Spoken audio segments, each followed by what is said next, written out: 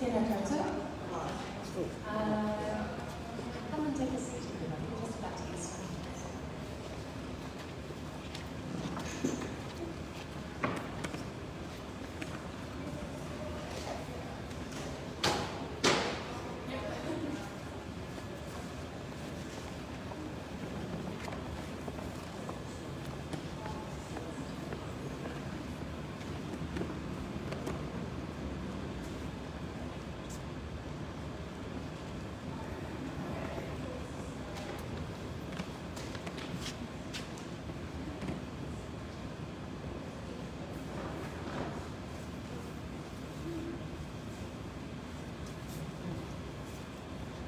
Tēnā koutou, tēnā koutou, tēnā koutou katoa. Nau mai hana mai ki te hiki nā whakata.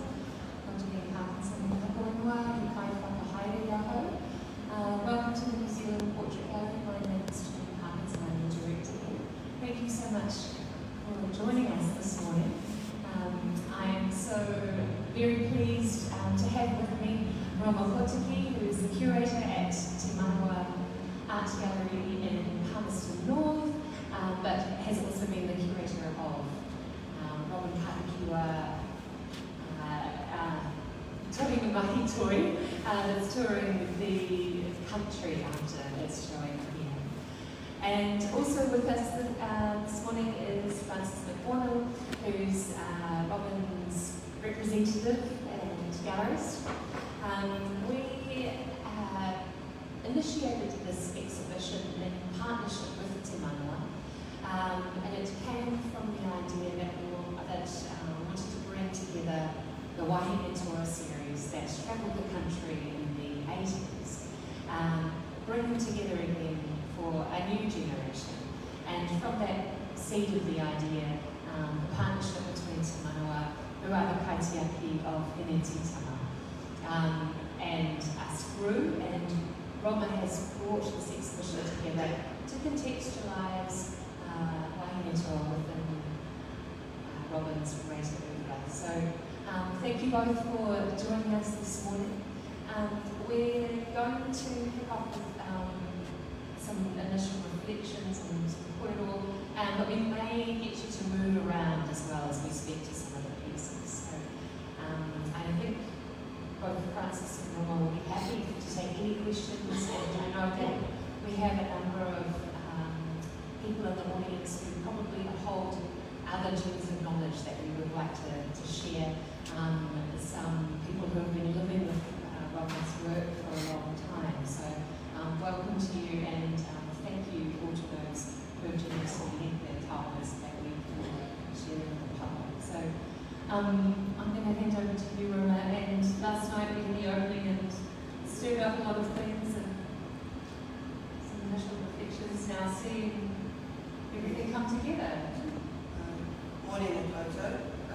Good to see you all here. Thanks for coming out on this cold morning when it's beautiful outside. So, great. I was in my hotel room. It's always hard to go to sleep after an opening and thinking about things. But one of the things I noticed about last night was how many different people Robyn's works bring together.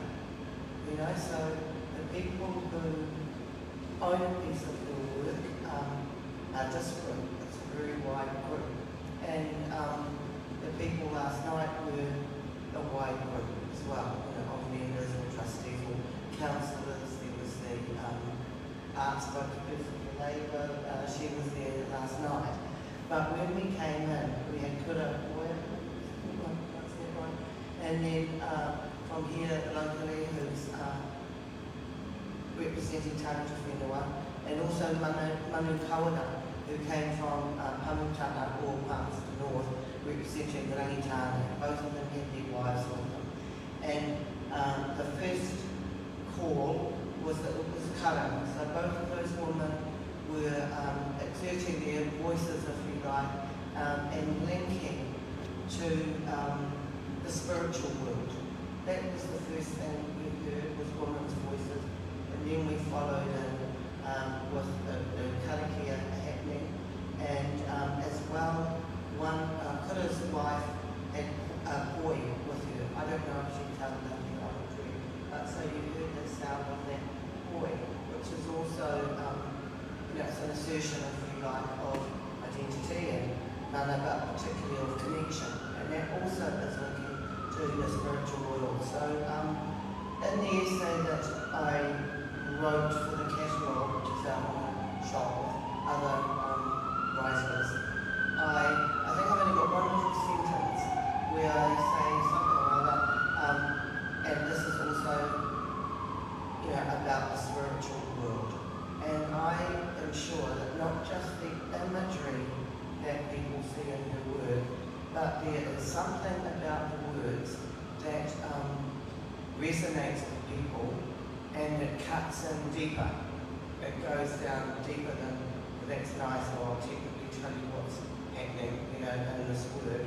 And that's what the buyers of her work are often responding to.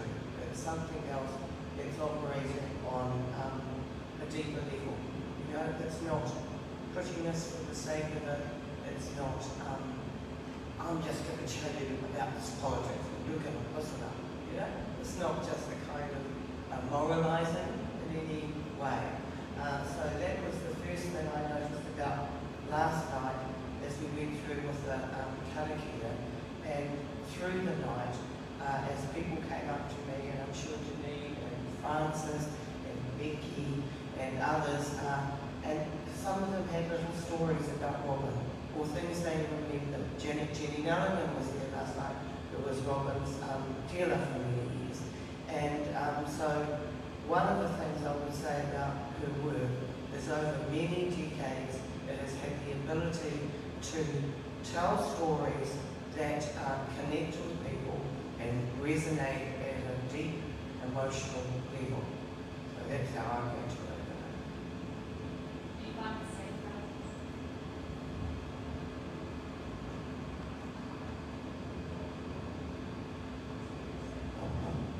There we go. Yes, very much so. When people come into the shows, Jade tells me to run season gallery with, and I feel like we're both storytellers and story receivers. It's inevitable in an exhibition that information flows back to you, stories, experiences flow back to you to some extent. With Robyn's work in particular, you become a bit like a vessel to be filled up throughout the experience of the show. The works through their communication, and then when people come and project their stories and the energy back. And so we always feel a little bit, we obviously feel blessed, but also a little bit sad because Robyn mostly just spends time at home these days, and she doesn't get to experience those things directly so much anymore. And part of our job is to try and gather and feedback as much as we can. So it will be good for her to see this video and some of the videos from last night, the photographs from last night, to really get a sense of the extraordinary weight and good conversations that people had and their memories shared to try and filter that back.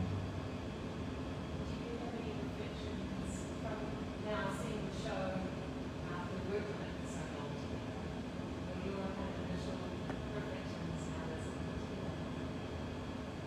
It's an extraordinary thing because you see works on computer screens and sort of scrappy notebooks, and in the case of the Wāhine Toa series, mostly in reproduction. I was born shortly after the book was released, so I grew up with the book, but far too late to see the show. And like many people here, I've seen Tama, she feels like an old friend. Tarama also feels like an old friend in some measure. Really Kahukiwa has it relatively recently. I got to see in Sharjah, and she travelled with the other two, with Tarama and Tama, to the United Arab Emirates. And that was a real pleasure. But wow, to see 7 of the 8 while Kenny remains in hiding is so special. And the process of bringing these works together that the two galleries have worked so hard on, and actually this is a good opportunity to acknowledge Tale and Becky Bean and Jaenine for their extraordinary hard work, sourcing, securing loans, gently cajoling people, selling them on the vision of seeing all 7 together before that was actually possible. Because actually I feel as though many leaders who maybe felt a little bit apprehensive at the thought of the time moving the home, having seen them all together, I think will understand the power of their union. And it's the same with the Wakamarama, which Uma was so determined to bring into the show. We're missing one, but she recently emerged. Uma Whakamotai, so she gets to come back.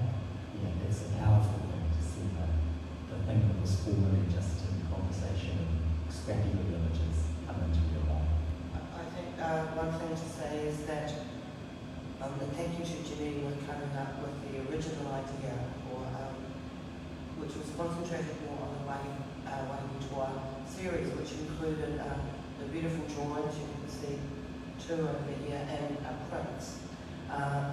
My thought was that while Robyn is very proud of these works, she doesn't only want to be defined by Wāhine Toa and that very memorable tour. And I think one of the things that has given Wāhine Toa longevity is the fact that there was a book out. So that I think it's one of the most stolen books in libraries at a certain point in time. And I also know that that book was in quite a few prisons, and was copied and used for drawings. So the re-release of the book in 2018 with additional material has given a longevity to the exhibition that goes just beyond curators sort of know, about it, or people who have done art history studies. But because Robyn's work has been over so many decades, we are able to trace her developments, and interests over time, and particularly to her own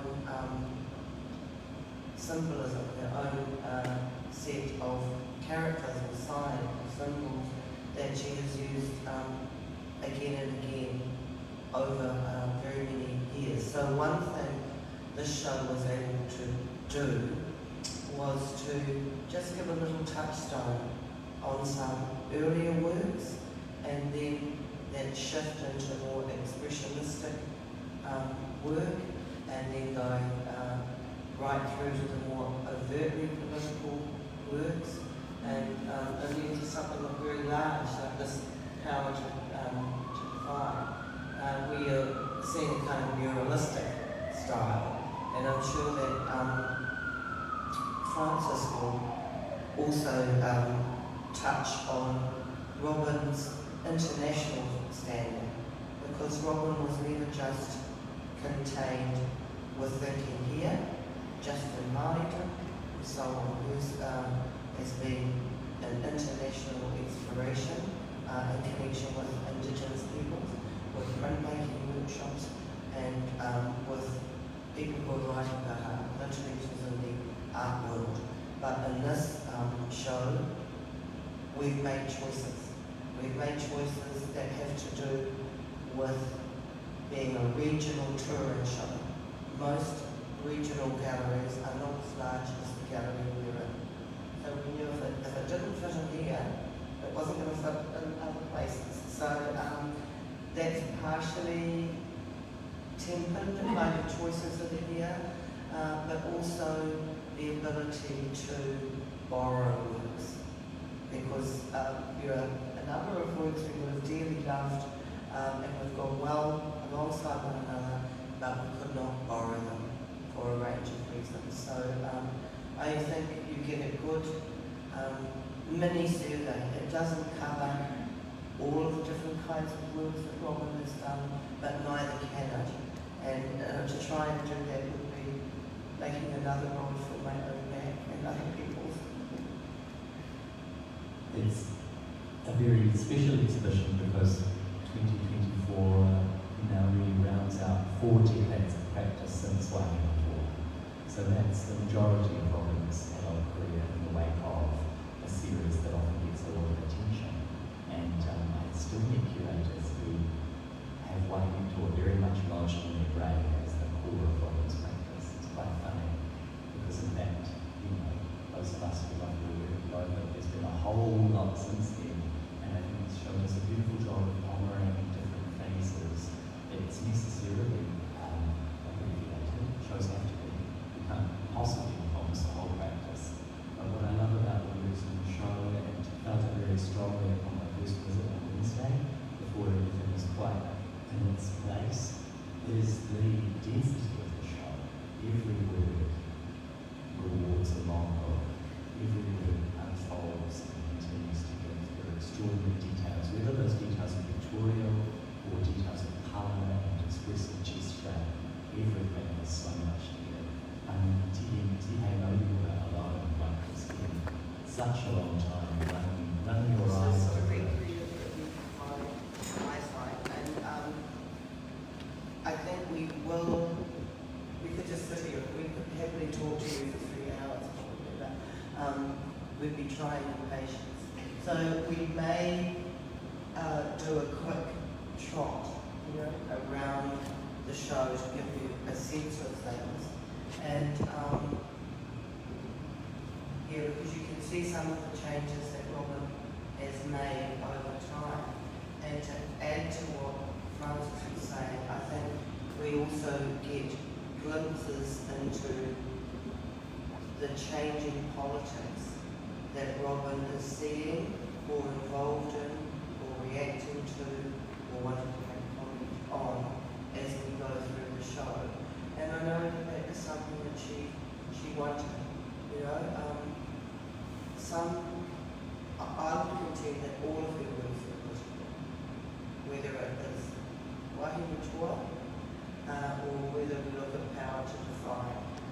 They all are, but some are more overt than others, you know, and there have been changes in that over time. That's so true. The works from the 70s, which, you know, we have the choice, which so many people will know. There's also The checkerboard. Really. It occurs to me that a detail last night that kept popping into my head was how very appropriate it is that this show is unfolding first into whānui Aotearoa, because this has been Robyn's home since the early 70s.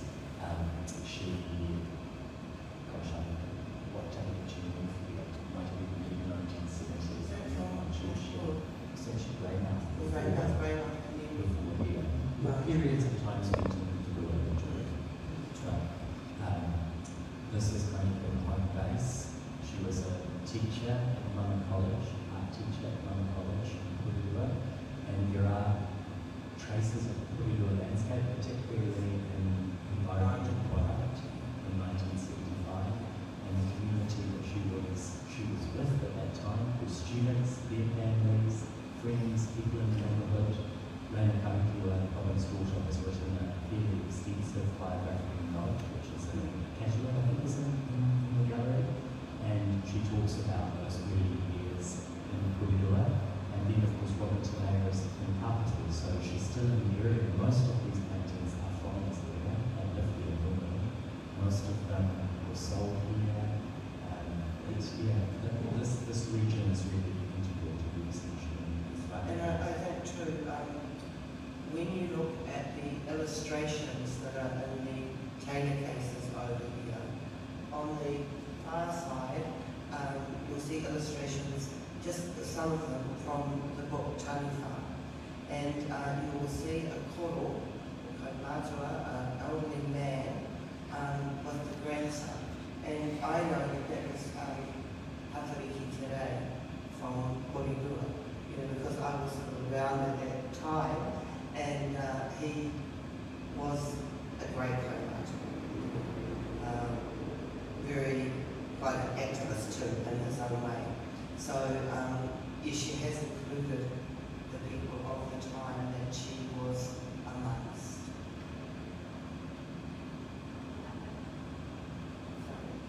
I do want to touch on how much the work is of the times that they were made in, but also I think speak across time into new younger generations. And there are elements of the works that I'm looking particularly behind you here, Francis, that have a real 80s feel or are of that moment. Yeah. But also speak across generations and are timeless, really. Yeah. I think there's a whole book to be written on Robyn's stylistic shifts. Very often, Curator within the works of the kind of whakaaro gets centered. We talk about what's going on and why, but actually how she builds the paintings is really interesting too. That doesn't get quite as much attention. And there are lots of really, we know what some of the concrete reference points are in the Wāhine Toa series, in particular. There's a kind of new age art origin. There's a particular example that Robyn's looking at and playing with at the time. And yeah, there's a lot of that in Hine, as Jaenine has pointed out, that's such an amazing 80s vibe. It's just too good. But the all extraordinary to see. It's such a different experience, not to go back to it, but that difference between the book and seeing the painting in real life. You can really study the detail in a different way. Portrait of a woman is so different stylistically from some of the other works, and the newer works that picture in season show the breadth of her style direction. I mean, I was blown away when the image came through on the computer of a portrait of a woman, and so was Francis, and we went, wow, masterwork, oh, where did that come from? You know, which is the one that starts the exhibition, a very large woman in a bright colours, expressionistic, very, very bold. And I don't think very many people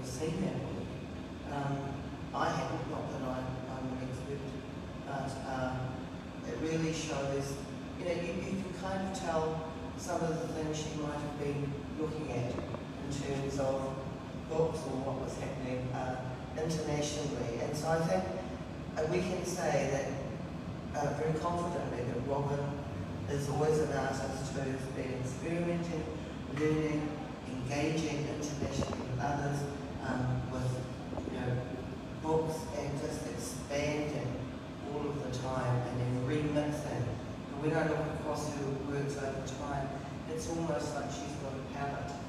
These are the works, and she's remixing this bit and that bit and extending, so it's just very, very living. I don't know how to express that. Yeah, You might have so a better true. way of saying that. I don't know about vision, but I think that's absolutely spot on. There's so much sort of call and response going on with Robyn's own practice. I was particularly excited to see because it's a work that I think has resurfaced in Robyn's practice a lot. We had a lot of visitors to the last two shows of Robyn's that we had, even actually maybe three at this point, where commentary was made on the use of grounding landscape and blue block style and that kind of abstraction and period back. You see it as early as Aotearoa, the work that's second in from the entryway, the period, the two women coming. The work that is in which the landscape style of paired back. You see it again in unwarning, although of course you also have the strike of the sea, but where those elemental aspects or structures within the landscape represented in Aotearoa and Aotearoa are picked up and then they move through the practice. And again, people would come in and say, oh, why does she paint the desert? And say, oh, not desert. More primordial features that fraternity of Aotearoa. And the readers there, because it's the beginning of time, it's the very beginning before the trees are done. And a lot of things, we live in the world, we're here now, we're standing on the earth. So, and a lot of her things, you'll see that, even this work book, and it's against the background of Papatoa Rainbow. So, just at this point, I'm thinking, we can go around and say various things. Is anything burning that anyone wants to ask at this point? We'll use up questions later. Otherwise, we'll just carry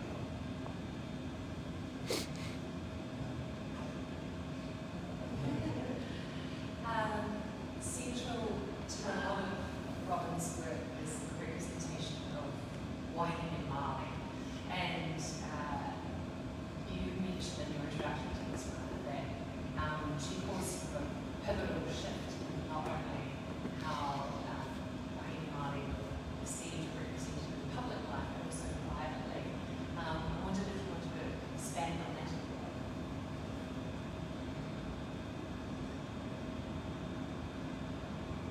Wāhine Toa, the series, was painted by Robyn, and later she invited Patricia Grace to write the text, very beautiful text that went with the book. It was after the words were done. And those two things together gave very powerful agency to the ideas that were being explored, because it's something you can take away with you. That exists later, you go and reflect on it. But when Wāhine Toa came out, the series and toured, and as well as the book that accompanied it, I think for a lot of Māori women, and I say and for me, it's very hard to find anything out about these quite ancient Wāhine Toa, or Aotearoa. Robyn, and I was too, was part of a group called Kahukiwa, which was largely in Wellington, but had branches elsewhere and ran various different exhibitions. And I think that the connection there with Kiri Ka, who was the leading lecturer and helped establish the marae at what was then the Teachers Training College in Karori in Wellington, and her Kiwi's mother, Sophie, or Kahukiwa, car, from Tikitiki up the east coast. So Robyn was able to make more of a connection, or a different connection to the Ngāti Porou, central Ngāti Porou-tanga, which had always been there, but she spent much time, many hours and days, if you like, researching for the series you see behind us. And some of those things that are in those paintings, detailed, and she explains those in the Wāhine Toa book. She gives us a touchstone into them, into her extensive research, and so does Patricia. Patricia Grace picks up on the not only the lyricism but the content. And I know that I spent hours, because I was also making various things at the time, including various sculptural quote forms, and it's used some of these ideas. And unless you were born into a family that had some of this knowledge, perhaps to your Māori speakers, perhaps you were living in an isolated area. Maybe it was Tupoy, maybe it was Ngāti Porou, maybe it was the far north. But for most of us, I would say that by the 1970s, most Māori were living in an urban environment. We did not have access to any of that kind of knowledge. So what you ingested, knowingly or unknowingly, was a lot of misinformation and information which did you no good. Because it wasn't putting a very positive light on Māori or Māori women, or if you like, some of the things, for instance, like rāranga or weaving. I can remember as a child who, better to have a red handbag. You mind about that? And so there was full scale, if you like, the mechanism of colonisation, the policies that discriminated against Māori, the removal of the land base, the destruction of whakapapa through various means, including adoption, including splitting families up, the whole move to the cities, and a kind of economy based largely just on money, in exchange for goods, many other things, radical throughout. But with Wāhine Toa, there was a presentation that was reasonably easily accessible, sort of maybe groups in the know who got to visit the works and see the book, that position women as leaders in their own right.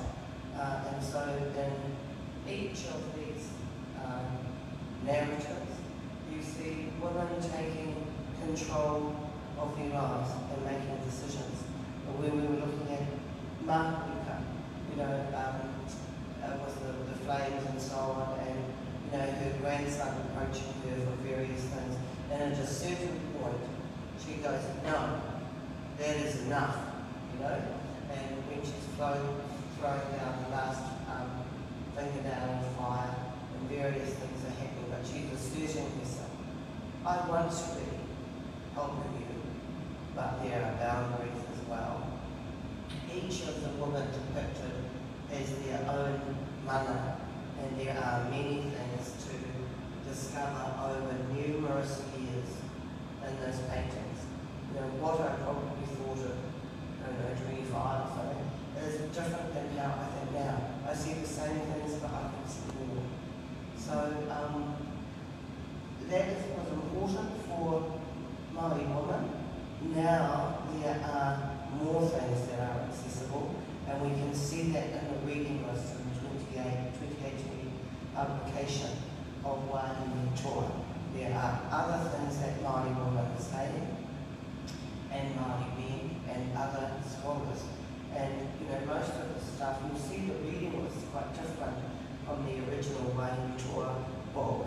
And then you've got a lot of things that were coming down with a very white male lens kind of fed out to us. I can certainly remember that from my school days. And but she was able to go, and with the group that were around her, like Kenny Carter, Eddie Hunt, Ramsden, and others, Harvester Solomon, others like Raymond, Caterol. No, here's another way of looking at these things. So it's like reclaiming, taking none of that, taking off that kind of male gaze and the colonial overlays. And that's really an important job. And I know that Annette Sykes, who's also in the catalogue, a well-known lawyer, amongst other things, talks about the great debt we owe Robyn in terms of bringing out the truth of some of the stories over time. You know, I know Robyn was not happy over the 250 trillion Cook, the money that was spent on commemorating Cook, and so she did a series on that work and saying, well, that might be your truth, but here's my truth about Cook and what I see. So I think Robyn has always followed her own instincts and beliefs and her own, she stood up for her own political power and what she brings forth to us. And you know, I commend her for that. It's not easy to stand up in this society, or probably any. Is that okay? No, I don't think Okay, so it's time to, oh, question.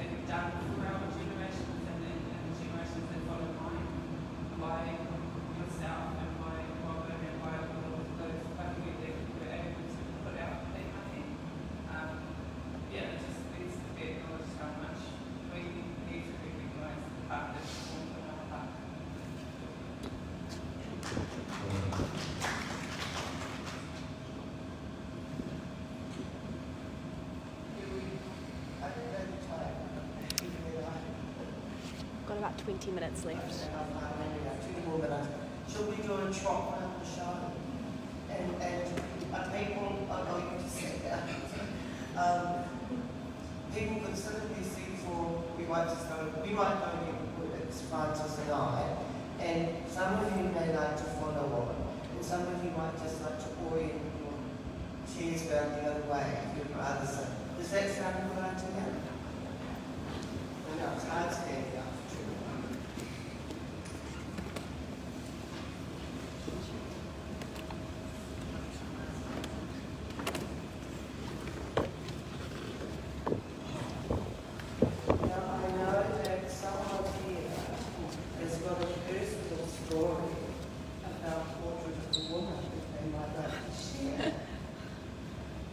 Thank you. You stand over there. Your word.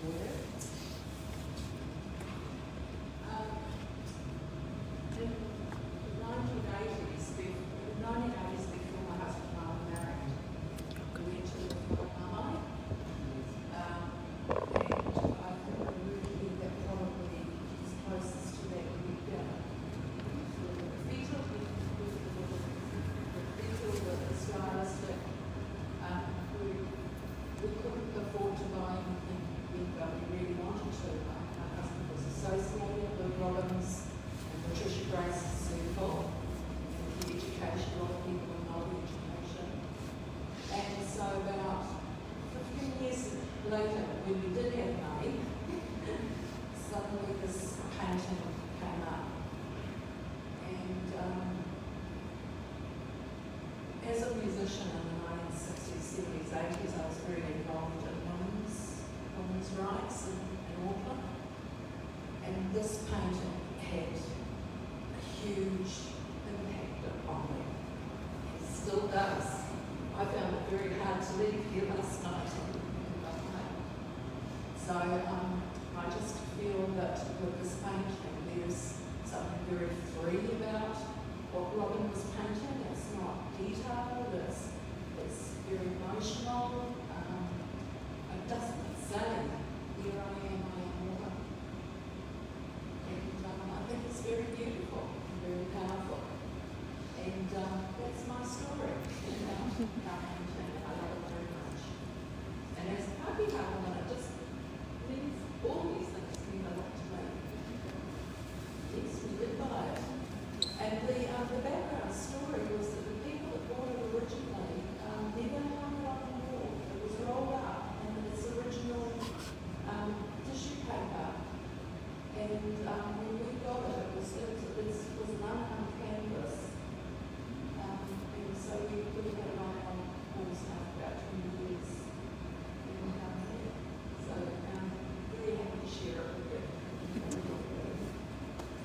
We're very happy that you have to be here. And just to say, I know you're going to come back with your friends. So when you do come back, the only place that this is touring, this work is here, and up at Tunalawa in Palestine. So that's, only chance to see. So do come back. I'm just moving over here because Francis and I would probably quite happy to talk about every word, but then we'd need to call lunch.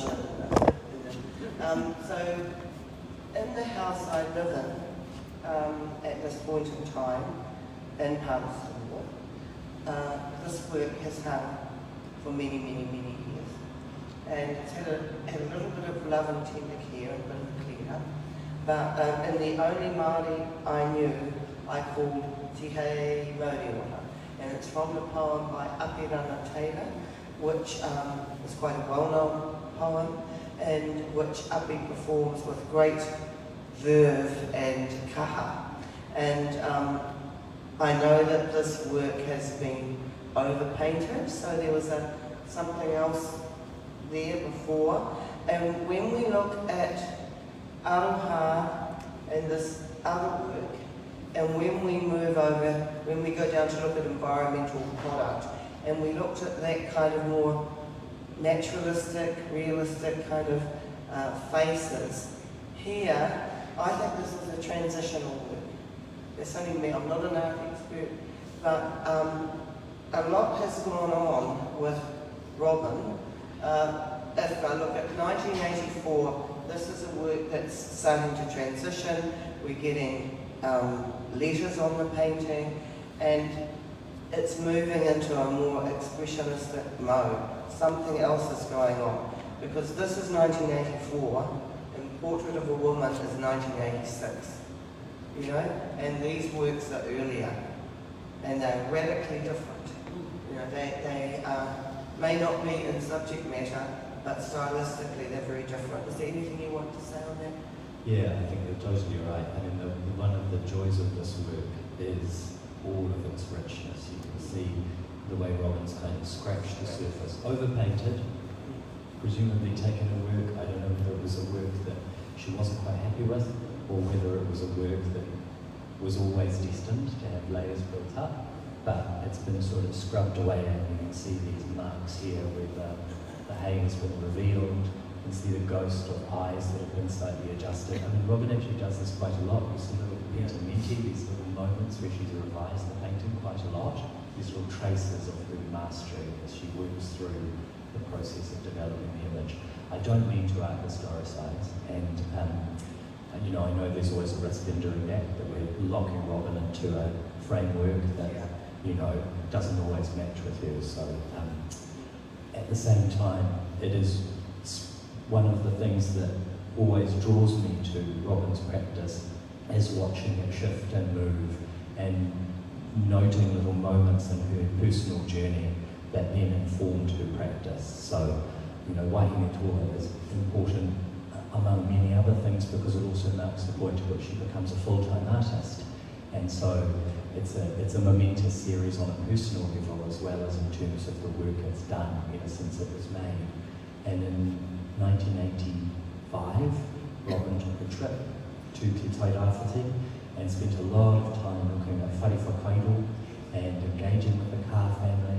And there's a massive turning point. That trip surely gave rise to works like Portrait of a Woman and her Whakatawaki series, which is this work is sort of related to, although I think not formally part of it, sure not formally part of it. But you know, I know that Roma's initial list for this exhibition included a couple of works from that series. Quite a few works from different series. I think too, I was worried when I saw this crackling happening, and we actually got a professional conservator to look at the painting, a Detlef Klein, and he said no, it's stabilised, so not much more is going to happen. But he talked about paint being underneath, the yellowy paint, and then another paint, a different kind of paint, went over the top, and the two didn't like being together, didn't like being bedfellows, and so they split. And so my initial worry about flaking, maybe due to being in strong sunlight for, 35 years or something, was not true, luckily. So all of the works you see in the show too have been, they've been looked at extremely closely in terms of fitness for travelling, and we'll move along.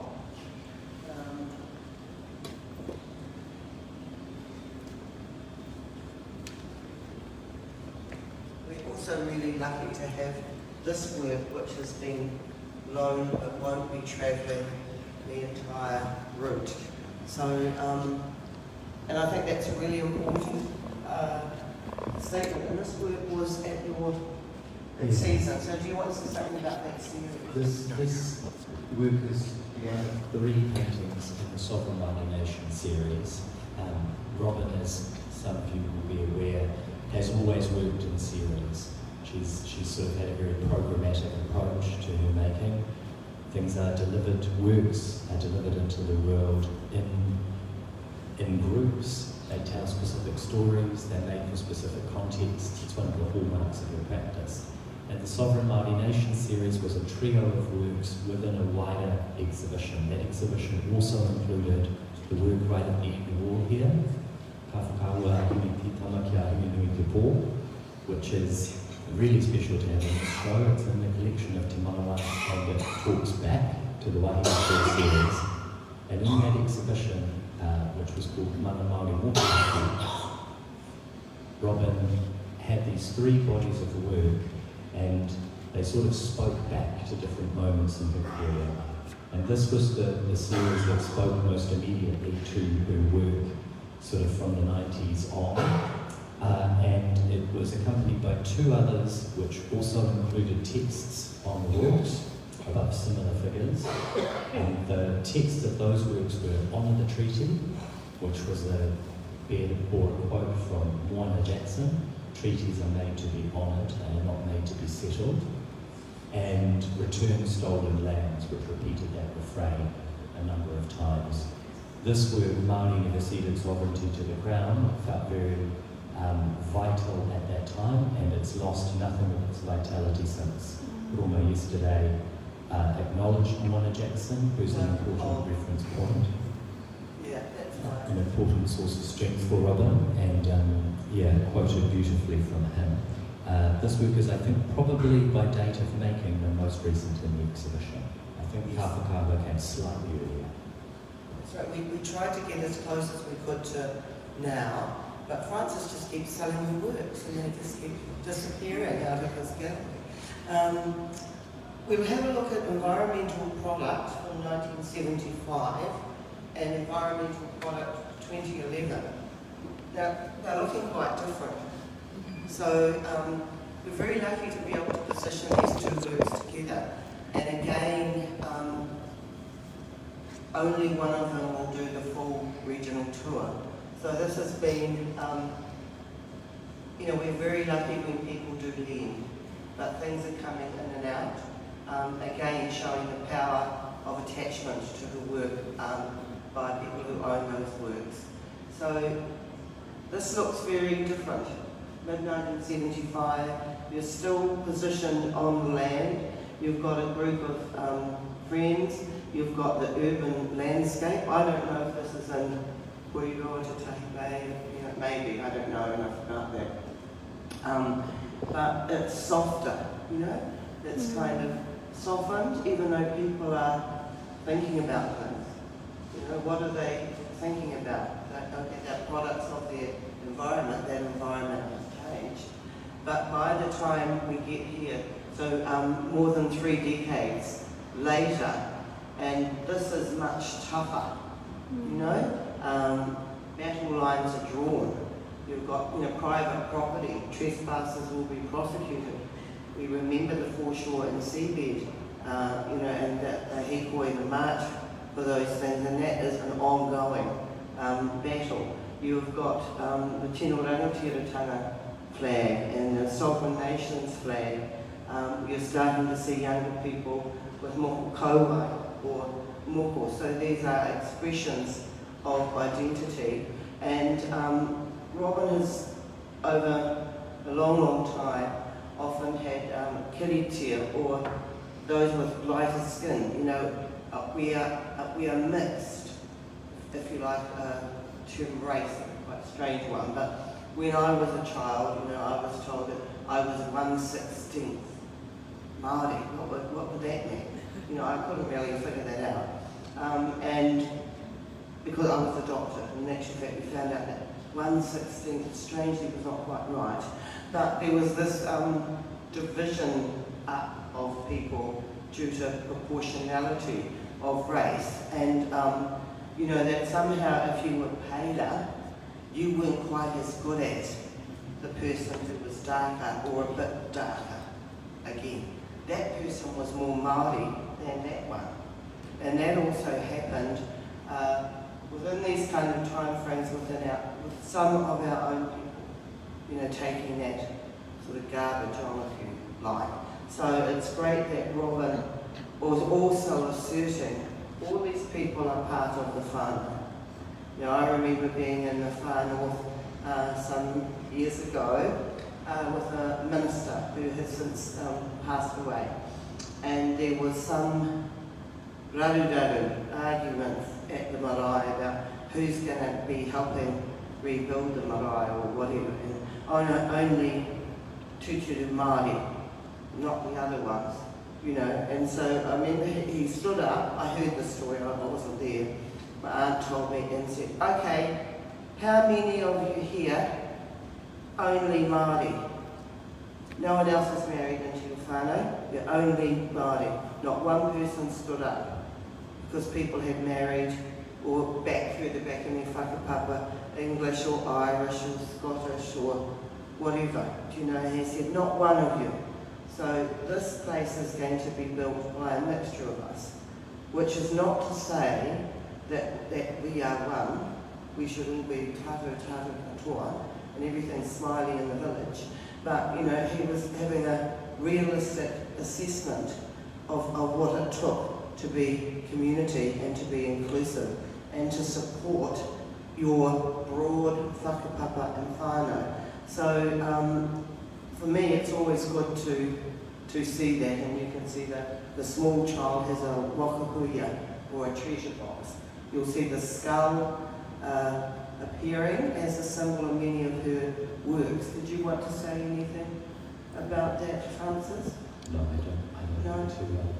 To continue, I'm just enjoying listening, but thinking too about the relationship between these two works, which I just, one example of this process that Robyn alluded to right at the beginning of reaching back into the practice and picking up on the same forms. Another pairing of works that is very moving, slightly more recent, is Family Group 2021 and Family Group 1973, which is a similar principle where the same base of composition, quite a lot of difference between these two paintings, but is pulled up again to make a commentary on what has changed and what has remained the same, and also, of course, alluding to changes within Robyn herself.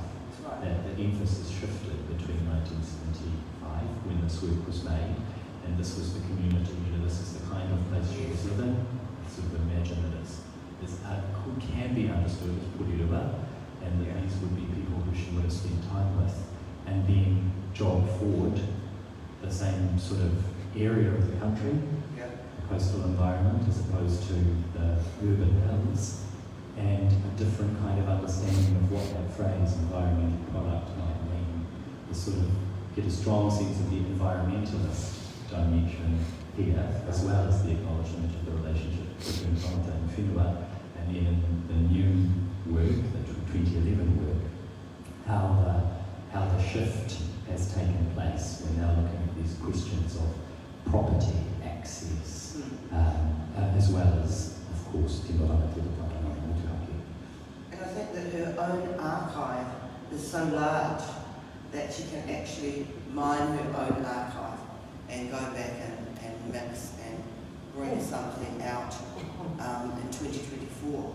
You know, that has come from quite a long ways back. It's been reworked. And so we're nearly out of time. And I just say this little work, Whānau Hapu Iwi, was part of the 12 paintings that Robyn did for the book Ori Ori, a Māori child, you know, from conception to birth. And I was the writer of the text for that book. So just pointing that out.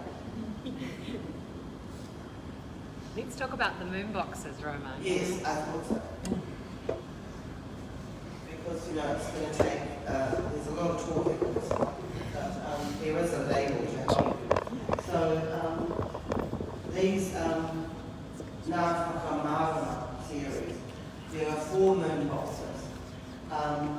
3 are here, and last night we found out where the 4th one is. It's not so far from here. I'm not going to tell you where it is. I'm not going to tell you who owns it.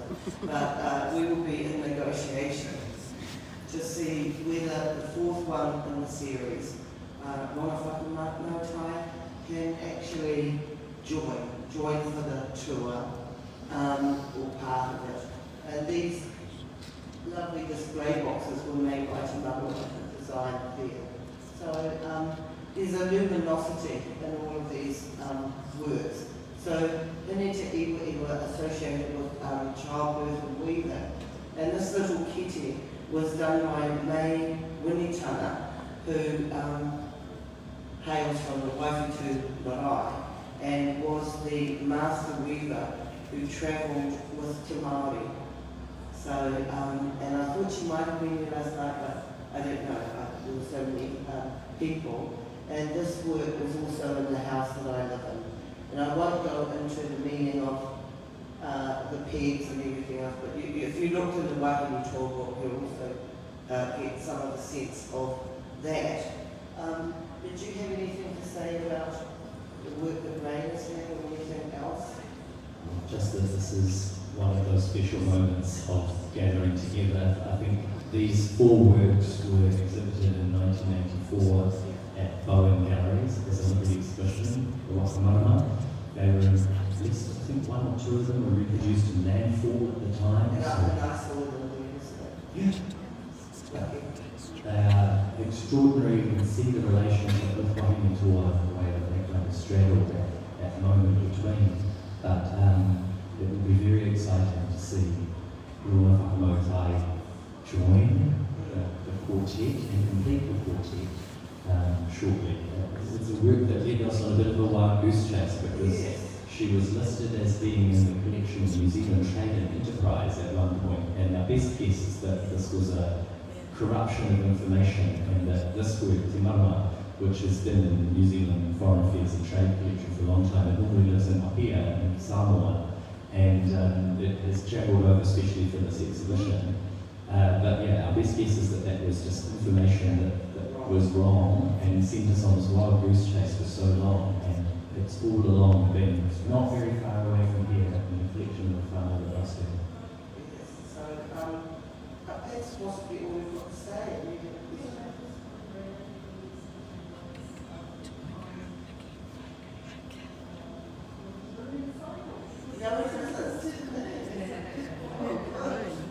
There was a sort of moon that was a moment no, it wasn't. We weren't that advanced enough.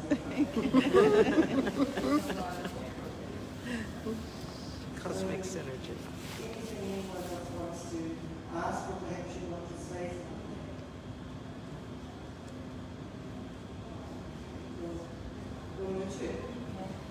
Well, please join me in thanking Robyn and Francis for sharing their knowledge and enthusiasm, and I'm sure they'll work around if you've got any other questions or stories to share.